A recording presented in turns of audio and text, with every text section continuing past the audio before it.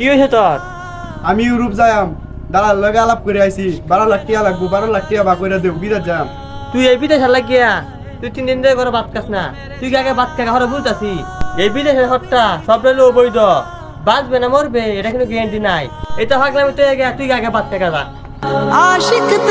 এই বাংলাদেশের ভাত আমার হেড হতো না, মরলে বিদেশ গে মরবাম, ভাত খাইলে বিদেশ গে খাইয়াম। বাজান ইউরোপের নিশাটা তো মারাত্মক নিশা। এই নিশা যা পড়ছে সাহায্য মানে ধ্বংস হয়েছে। ভালো রে তুই ঘরে ভাত খাওয়া, মাথা হাতে গরম করিস না যায়।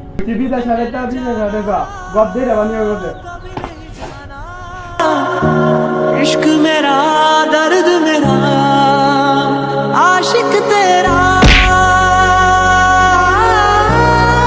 সারা তোর বাপ তো এটা কামারে হেলাই সব বিদেশ যাওয়া লাগিয়া এটা হলো অবৈধ পথ। ইউরোপ তো যাইবা লাগে পাগল হইছ। সাগরের মাথায় তুই ডুবিয়া মরস, মরলে আমরা লাস্ট হইতাম মা বিছায়া। ভাই চিন্তাটা করে তুমি দেখো, আমার হইলে 25-26 কাঠা জমিন, হ্যাঁ ইচ্ছা রেডি করে অনেক কিছু করতে পারে, ব্যবসা বাণিজ্য করতে পারে, আরো শুয়ে শান্তিতে বাংলা খাই তার লইলে তাও হারাই মায়া তার না হ্যাঁ যাইবই।